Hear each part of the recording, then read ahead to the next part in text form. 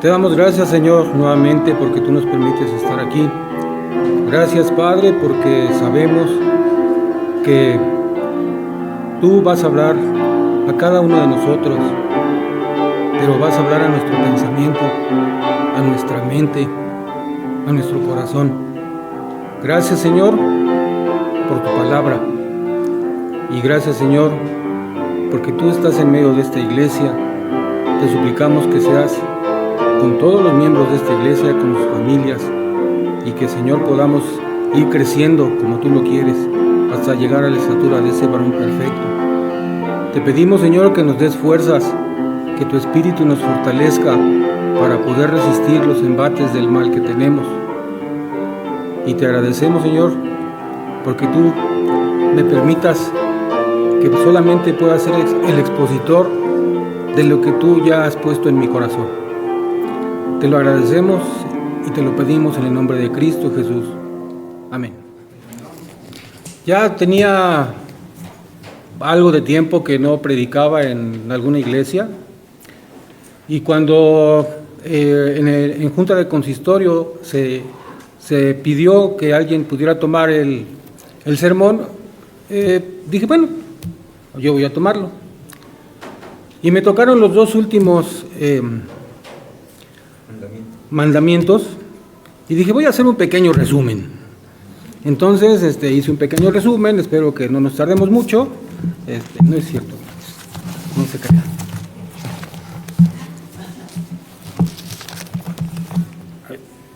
Ya.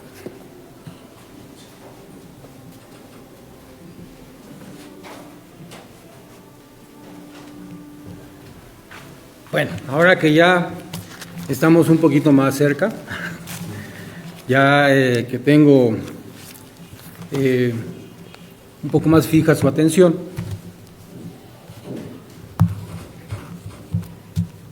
cuando se toman estos dos últimos mandamientos, pues es fácil para nosotros. Si tomamos el Antiguo Testamento, como predicadores solamente tenemos algunas ayudas, entre ellas la etimología, que nos ayuda a ver la raíz de la palabra y dirigirnos hacia esa raíz, y ya podemos explicar actualmente lo que significa una palabra. Pero ¿qué creen? Que Jesús nos habla en el Nuevo Testamento. Y en el Nuevo Testamento, cuando está en el Sermón del Monte, y en Mateo, en los versículos 27 y 28, hablando de los mandamientos, les dice: ustedes han oído hablar del adulterio, pero yo les digo que cualquiera que mira para codiciar a una mujer, ya cometió adulterio con ella en su corazón. ¿Y eso a qué nos lleva? Que la palabra de hoy va dirigida a nosotros, pero no a nosotros el que vemos, a Mauro que está ahorita hablando con ustedes, sino al Mauro que está aquí y que puede actuar lo que tenemos o lo que desea nuestro corazón. Antes de entrar en el tema, me gustaría dar un poco de antecedentes para que podamos entender un poco cómo opera el cerebro humano. Vamos a hablar un poco sobre la ciencia, vamos a hablar un poco sobre algunas culturas que le hacían a los que mentían, porque en todas las culturas estaba mal visto el mentir. Y le puse como subtema consejos para tomar mejores decisiones. Cuando nosotros estamos viendo algo, nuestro cerebro empieza a pensar y nuestra mente empieza a sentir. Biológicamente nosotros y químicamente tenemos algunas cuestiones que hacen que podamos hacer algunas cosas y que ya sea que nos alteren, que nos depriman, y se llaman hormonas, ¿no? Y esas hormonas actúan directamente en nuestra forma de pensar, en nuestra forma de actuar. Yo les preguntaría, ¿qué están pensando ahorita en este momento? Como dijo el pastor hace 8 días, hay textos que es muy difícil hablar sobre ellos, porque ya actualmente se refieren a temas muy difíciles.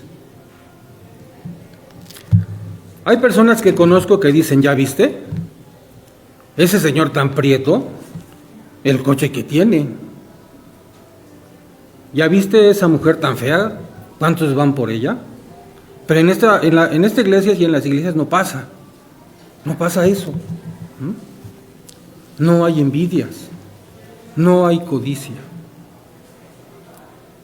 ¿Han escuchado ese verso que dice, caras vemos y corazones no sabemos? Porque no sabemos quién está aquí, quién está aquí. Hay un dicho que dice también que si quieres paz, prepárate para la guerra. Pero espiritualmente, ¿contra qué y contra quién nos debemos de preparar?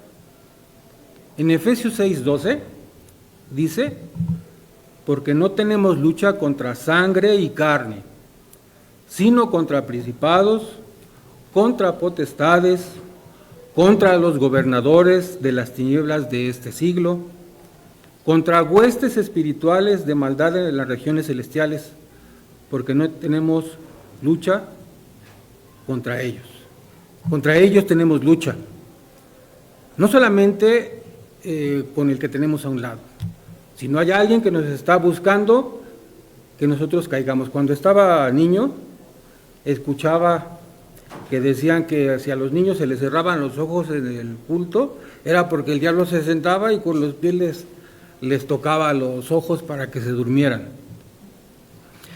Pero sí, a veces el diablo puede atacarnos, si Dios lo permite, hasta en la iglesia. Hay iglesias que truenan, que se dividen, que rompen.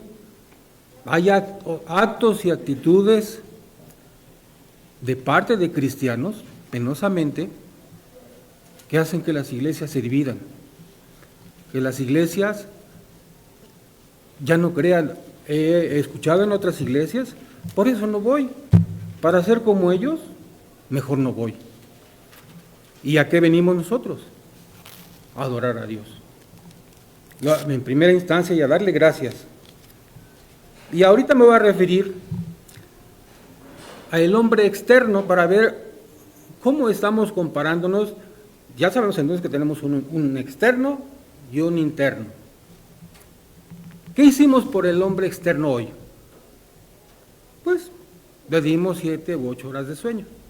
Bueno, yo no, porque cuando me toca predicar a veces no duermo porque el cerebro me dice, y ahora anota esto, y ahora ya tenía mi sermón preparado, y en la noche me dijo, ¿sabes qué? Tienes que decir esto también. Entonces, no dormí esas 7 u 8 horas. ¿Lo desayuné? Sí. ¿Lo bañé? También. No lo peiné, pero sí lo bañé. ¿Ah? ¿Lo rasuré? Sí. ¿Le puse ropa limpia? Sí. ¿Y al hombre interno qué le hice? ¿Qué le hicimos hoy a nuestro hombre interno? ¿Con qué lo fortalecimos? ¿Cuántos de nosotros leímos la Biblia en la semana?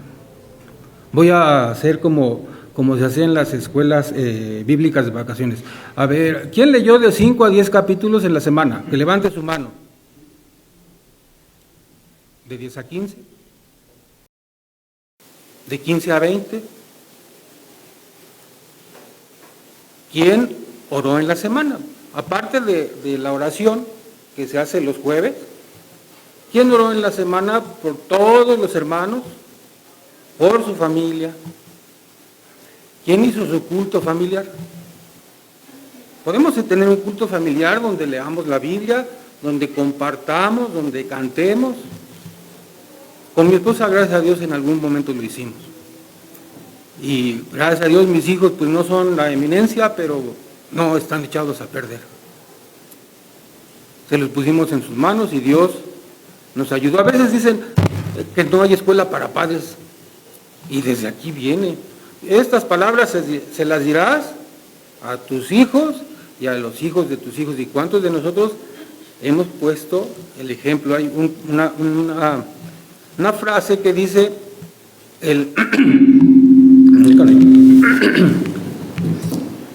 la letra convence, pero el ejemplo arrasa. Yo no le puedo decir a mi hijo lee tu Biblia si yo no la leo. ¿Cuántos de nosotros ayunamos en la semana, en el mes? El ayuno es una herramienta muy poderosa también para nosotros los cristianos. Ya vamos viendo la diferencia del por qué dejamos que nuestro yo interno gobierne en nuestro corazón cuando no dejamos que el Espíritu Santo esté con nosotros. Dice Proverbios 25, los pensamientos humanos son aguas profundas. El que es inteligente los capta fácilmente. Hermanos, si se fijan, ¿por qué Dios puso estos 2 mandamientos al principio de la lista? Perdón, no los puso al principio, los puso al final. ¿Por qué? Porque van dirigidos a ese yo interno. No van dirigidos a mi yo externo. Van dirigidos a mi forma de pensar, a mi forma de sentir. Y voy a referirme un poco a lo que dice la psicología del yo interno, que al que reacciona, al que piensa, no al externo que ya ejecutó. Y voy a dar 2 ejemplos de la última semana, donde desgraciadamente algunas personas se dejaron llevar, ese yo interno que tenían, se dejó llevar. ¿Y qué pasó en Teotihuacán? Dice la psicología que nosotros tenemos una línea fronteriza donde podemos cometer el bien y el mal. Y cuando más nos acercamos a esa línea, más podemos hacer cosas que no debemos y las hacemos emocionalmente. ¿Qué pasó con el joven que mató a una familia por unas camionetas acuchilladas? Es el primer mensaje que llegó. ¿Por qué? Porque nosotros permitimos que nos llenemos de codicia, de angustia, de cosas que no son. Dios nos conoce también y aquí se metió con eso, con algo que nadie lo ve, sino nosotros solamente, el de adentro. Aquí Dios está observando el actuar y valora la mente y el pensamiento humano. Dios observa nuestras intenciones. Tenemos 2 ejemplos muy rápido, fácil: Caín y Abel, su ofrenda. Abel pues sacó lo mejor que tenía y lo ofrendó a Dios. Y Caín, por el contrario, pues dijo, pues aunque tenga una manchita, aunque esté medio chiquito, medio tuerto, pues a él se le voy a dar a Dios. Nosotros a veces debemos de pensar de esa forma. Inclusive en algunas iglesias se ha visto y han mostrado billetes los hermanos que están más feos, rotos, monedas negras. Eso es lo que vamos a ofrendar a Dios. Eso es lo que preparó nuestro corazón cuando venimos y le decimos, Señor, yo te ofrendo un poco de lo que tú me das. ¿Así la preparamos? Creo que por lo menos en la iglesia no es el caso, por lo menos yo no he sabido, pero en otras iglesias sí pasa, hermanos. Billetes rotos. Estamos buscando, híjole, pues, le voy a dar mi cambio, ¿no? No apartamos para Dios lo que Él ya nos dio. ¿Ustedes creen que le hace falta el dinero a Dios? No. Nos lo da para que lo administremos. La viuda pobre. A veces decimos, pues el hermano que no tiene, que le dé trabajo. La viuda tenía el sustento de un día. Y no le importó. Y se lo dio al Señor. Si nos vamos rápidamente a ver cómo opera nuestro cerebro, el Señor nos ha dado la oportunidad de tener la ciencia para entendernos un poco. Hay algunos que no creen en lo que dice Freud, pero bueno, o hay algunos que no creen en lo que dice la neurociencia. Sin embargo, nos ayuda a entendernos un poco esa parte.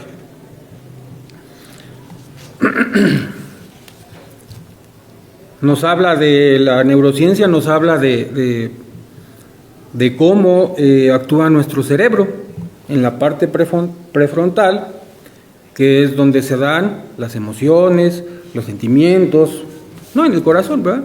En el corazón pues nada más late, es una referencia solamente, pero todas las emociones y los pensamientos, ¿dónde se gestan? En el corazón. En el corazón, ya lo dije otra vez. En el corazón no. En nuestra mente se gesta todo eso. En nuestra mente es la que dice, la que desea. Cada 8 días venimos a pedir perdón. ¿Matamos? Como nos dijo el pastor, no, ¿verdad? Violamos, asesinamos. Entonces, ¿a qué se refiere? A estos 2 últimos mandamientos, porque operan aquí adentro. Y nos dice rápidamente que a veces actuamos, nuestro cerebro actúa como tenemos la parte del tallo, la parte que es la que controla el respirar, el latir, el dormir, el planear, etcétera, el territorio, el sexo, la comida, el sistema límbico también, el medio, el enojo, la tristeza, la motivación, la neurocorteza, que se encarga del pensamiento racional. Y según la neurociencia, cuando tenemos algún problema, actuamos, las tres partes actúan. Otros dicen que no.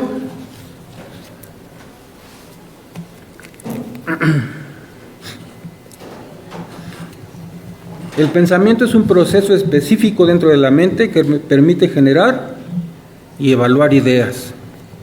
¿Qué dice la Biblia acerca del pensamiento?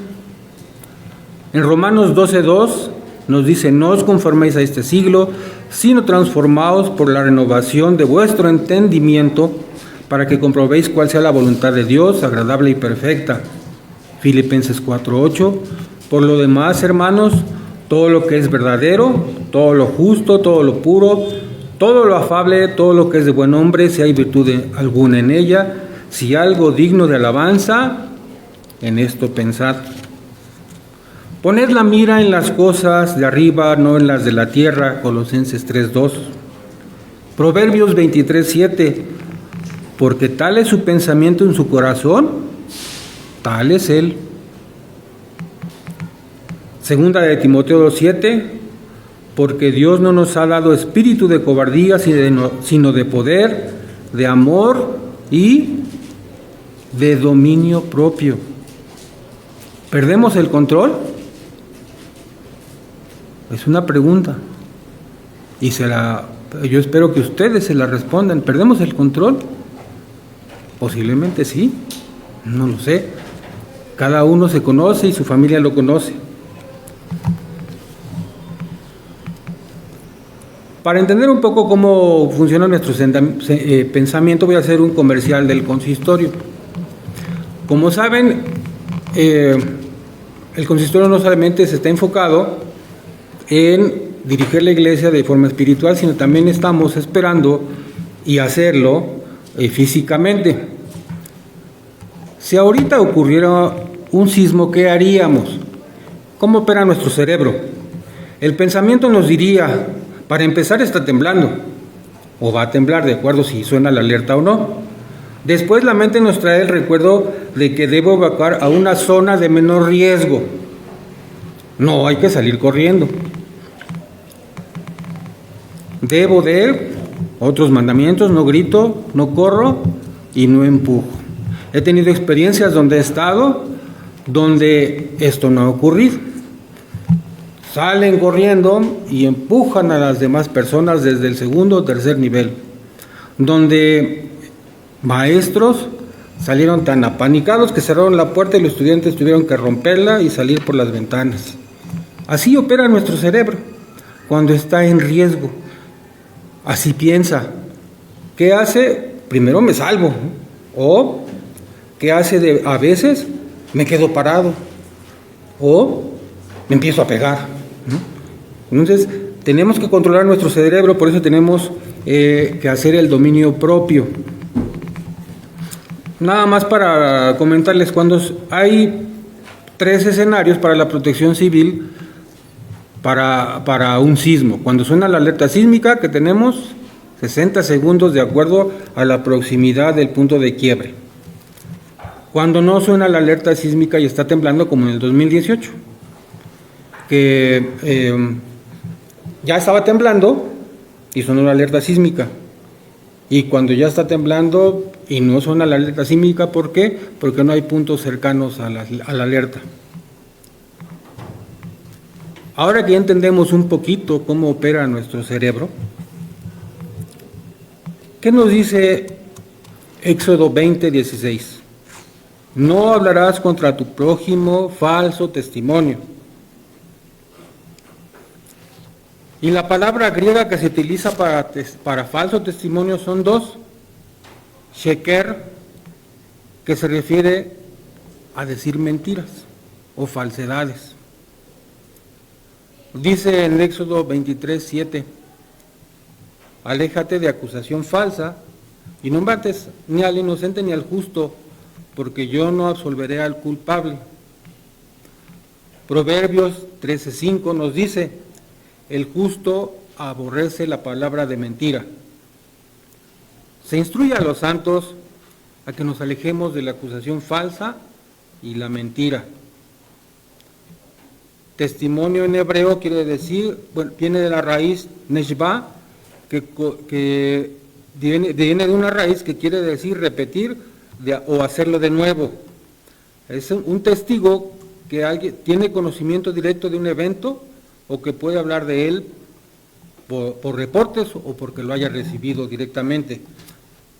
Levítico 5:1 dice, si alguno pecare por haber sido llamado a testificar y fuere testigo que vio o supo y no lo denunciare, él llevará su pecado. En materia civil se requiere la presencia de 2 testigos o más para ciertas operaciones. Con un testigo no es suficiente. Hay testigos verdaderos y testigos falsos. Si se probara en Éxodo 20:16 que dice que se ha testificado falsamente contra otro, se le aplicaba la pena que ameritaba de la cual él fue acusado. ¿Qué pasaba en otras culturas? Por ejemplo, los judíos que iban saliendo de Egipto, porque los 10 mandamientos se dan 3 meses después de que el pueblo judío sale. ¿Y dónde se los da? En el monte de Sinaí o en el monte Horeb, lo conocen. ¿Y cómo se los da? Si nosotros nos pasáramos ahorita como ese pueblo judío que va y vemos que Dios nos saca sin siquiera un arma haber combatido, que estamos ya en el Mar Rojo y abre el mar y pasamos y derrota a los egipcios y llegamos al monte de Sinaí y le dice, y yo voy a estar contigo, voy a estar en una nube y voy a hablar y te voy a decir, y aún así el pueblo judío no le siguió. Dice, este pueblo es de dura cerviz. Nosotros seríamos igual de dura cerviz que no entendemos lo que quiere el Señor de nosotros. Los aztecas eran muy estrictos con la mentira. Desde niños les enseñaban a no mentir. Los sentaban desnudos sobre el hormiguero. Eso le hacían también a mi suegro. Cuando era un chico, lo ponían sobre piedras y le ponían 2 tabiques. Y si bajaba las manos, pues le daban con una riata. Les picaban la lengua con una púa de maguey, los exponían al frío de la noche, atados y desnudos sobre el lodo. Pero en la política no se da la mentira ni el falso testimonio, ¿verdad? En nuestra política mexicana estamos viendo cómo caen gobernadores, gente importante. Inclusive yo estuve impartiendo un curso, bueno, yo no lo impartía, lo ofrecía, pero cuando me di cuenta de lo que ofrecían, mejor le dije al instructor, mejor sabes que no hay que promoverlo, porque le enseñaban a la gente a destruir la imagen de otro. Entonces es algo que moralmente a nosotros como cristianos pues nos debe de pegar, el si hacemos algo que afecte a los demás. Dice que cuando si eres comerciante, tienes pesas falsas, pesas mal. Yo no he robado. Tienes un horario y tienes 1 hora de desayuno, 2 horas y media de comida y después te pones a trabajar. ¿Eso no será robar? Dice la palabra, todo lo que hagas, hazlo como ¿para quién? Para el Señor.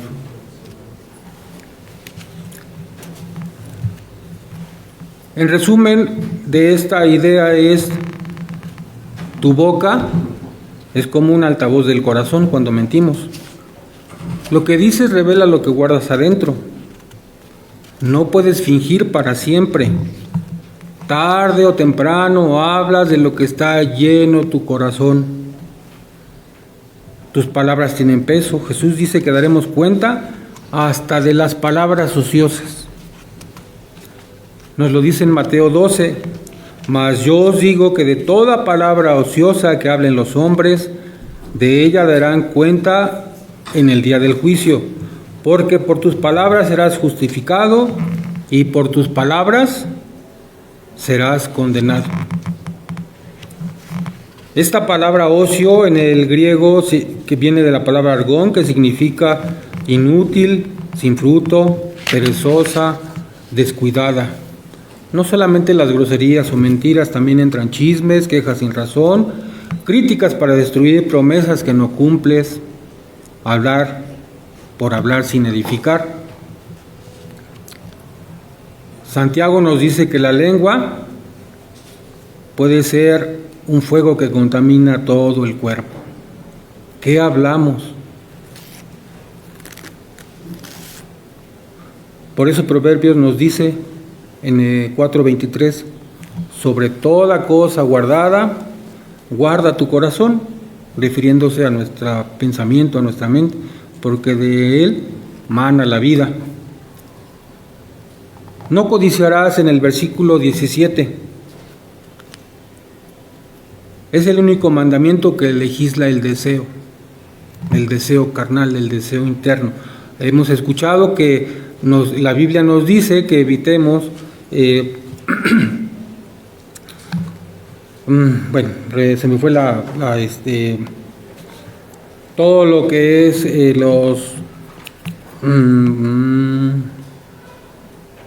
los deseos carnales de la juventud.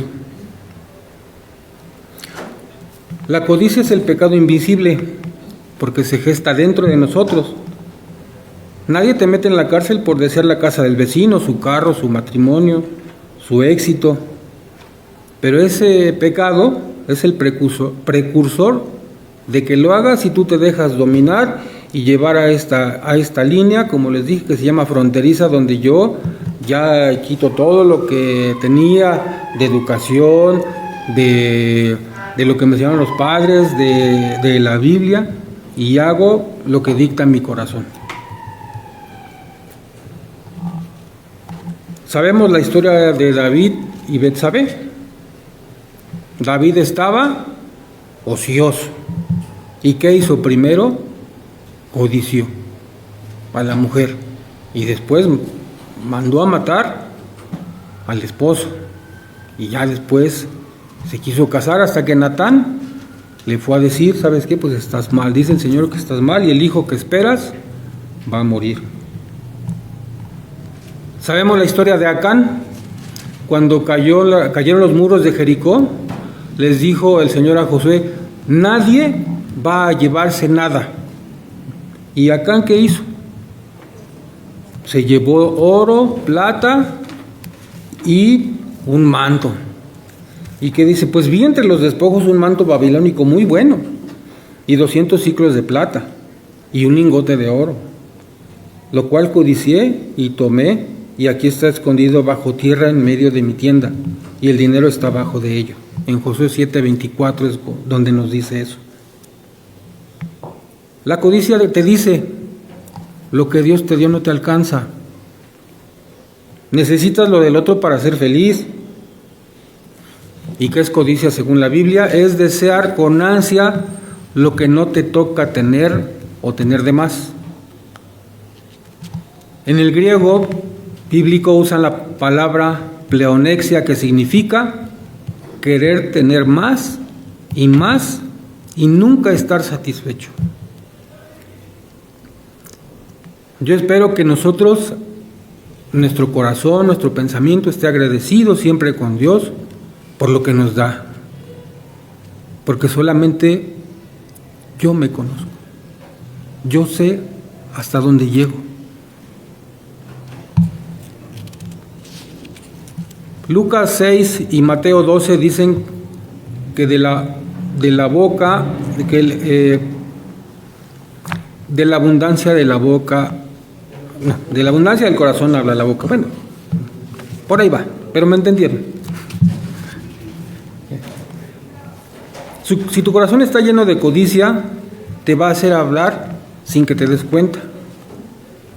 ¿Cómo te escuchas? ¿Te la pasas quejándote de lo que no tienes? ¿No tienes dinero? ¿No tienes casa? ¿No tienes coche? ¿O presumiendo lo que compras? ¿Indicando al que tiene más? ¿Haciendo negocios chuecos? ¿O justificando por qué necesitas eso que no es tuyo? El ciclo de la codicia según la Biblia es corazón codicioso, boca habla codicia, manos actúan la codicia y en consecuencia pecas y tienes problemas. Vamos a hacernos esta pregunta. ¿De qué hablas más? De acuerdo a la psicología, nuestra personalidad está compuesta de lo que estudiamos, dónde estudiamos, lo que comemos, cómo son nuestros padres, cómo nos educaron nuestros padres, qué veo, qué leo, con quién platico.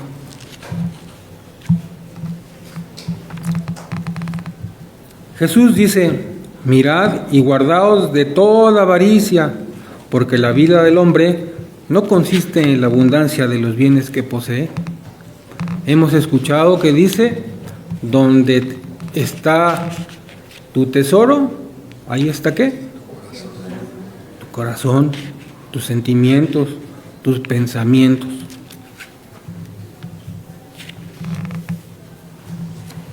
¿Qué une a estos dos mandamientos? Los dos protegen al prójimo de nuestra codicia, de nuestro falso testimonio. De acuerdo a lo que yo veo, Dios nos está diciendo, hijo, si quieres vivir en libertad, empieza a respetar lo que no es tuyo. Ni la fama de tu hermano, ni sus bienes, ni su familia. Aprende a estar contento con lo que te di. Pablo después lo dice, he aprendido a contentarme con cualquiera que sea mi situación. Eso es matar la codicia. ¿Cómo debemos actuar según la Biblia? Si nosotros permitimos que en ese yo interno actúe el Espíritu Santo, ¿de qué vamos a hablar? ¿Cuáles son esos frutos? Y los conocemos y hasta nos lo sabemos. Los frutos del Espíritu en Efesios nos dice que son amor, alegría, paz, paciencia, amabilidad, bondad, fidelidad, humildad y dominio propio. Estos frutos son la evidencia del Espíritu Santo en la vida de las personas y muestran la transformación que Él produce en cada uno de nosotros. En Romanos nos dice, los que viven conforme a la carne, piensan en las cosas de la carne, pero los que viven conforme al Espíritu, en las cosas del Espíritu. La mentalidad pecaminosa es muerte, porque Dios nos va a evaluar por eso.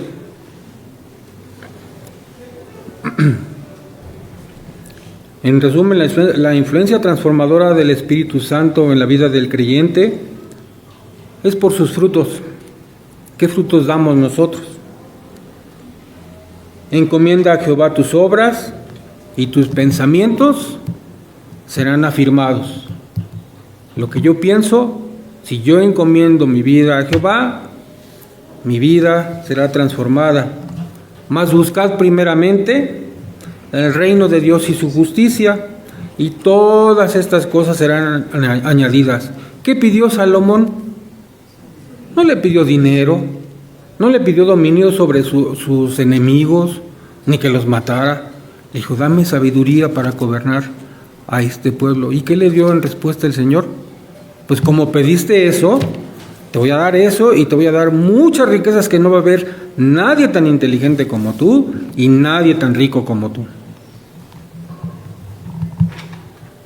Esta es la confianza que tenemos en Él, que si pedimos alguna cosa conforme a su voluntad, Él nos oye. Pero siempre que sea conforme a su voluntad, porque a veces queremos hacer lo que nosotros queremos. Señor, pues yo quiero un Ferrari rojo, y tú me diste un bochito verde. Oye, pues el otro ni siquiera cree en ti y roba y ve, tiene un mejor carro que yo, tiene una mejor casa que yo. Bueno, por lo menos tiene casa, yo no tengo, ¿no? Así pensamos. ¿Cómo se fortalece? Ya para casi terminar. Esta parte del cerebro que es la que lleva los sentimientos, los pensamientos. Voy a hablar primero de lo que nos dice poco la ciencia. Dice, duerme de 7 a 9 horas. Eso restaura esta corteza. Sin dormir, la amígdala toma el control y te vuelves más impulsivo. El ejercicio aeróbico aumenta el flujo de sangre y la materia gris en la parte prefrontal. Mejora el control de tus impulsos. Evita el alcohol y el desvelo. Creo que pues, el alcohol pues, no va en nosotros, ¿verdad? El desvelo a lo mejor sí. Medita. Te invita a que medites unos minutos y eso ayuda a que tu corteza se fortalezca. Como David lo hizo con Natán, ríndele cuentas a alguien. Bueno, alguien que no vaya a ir y contarlo, ¿verdad? En mi caso yo me lo cuento a mí mismo, le digo, oye Mauro, fíjate que pasa esto, y ya. Ah, pues sí, pues fíjate que estás mal. Y yo me pongo a platicar conmigo. Y si no, pues tienen a quien platiquen con el Señor. Hay una regla de 10 segundos que la neurociencia dice que un impulso fuerte dura unos 10 segundos. Si en ese tiempo logras respirar, cambiar de cuarto, orar o marcarle a alguien, la corteza prefrontal alcanza la amígdala y puedes decidir diferente. A veces yo le recomiendo también cuando estamos viviendo como matrimonio, cuando hay momentos en que no tenemos un acuerdo en algo y podemos llegar a enojarnos, para no llegar a más, uno de los dos sálgase a caminar. Y con eso se empiezan a bajar los niveles. Ya que el otro consideramos que se calmó, pues ya llegamos y dialogamos. Para llevarnos a la casa esta semana, ayuno de la lengua. ¿Qué voy a decir? Que lo que diga sea para edificar. Vacúnala contra la codicia. Cada noche da gracias por 3 cosas tuyas concretas La gratitud hacia Dios, cuando tú ores en tu recámara, 3 cosas: dale gracias por lo que te dio el día de hoy, por la comida, por la salud, por tus hijos, por tu casa, por tu trabajo, por tu familia, de acuerdo a lo que tengas. Mira a tu prójimo como lo mira Dios, no como lo miramos nosotros. Lee la Biblia, siempre orar, ayunar. Cuando los discípulos le preguntaron al Señor: oye, Señor, ¿y por qué nosotros no pudimos sacar el demonio? Y ahí vemos parte de la importancia del ayuno. Dice: porque este demonio sale con oración y ayuno. Cuando nosotros queremos pedirle algo al Señor, podemos ayunar también, pero no como le hacían los fariseos, que se demacraban para que vieran que estaba en ayuno, sino dice: hasta chapéate, ¿no? Para que solamente tu mente y tu pensamiento Dios los conozca, que no sepa tu derecha lo que hace tu izquierda para cuando es para el Señor.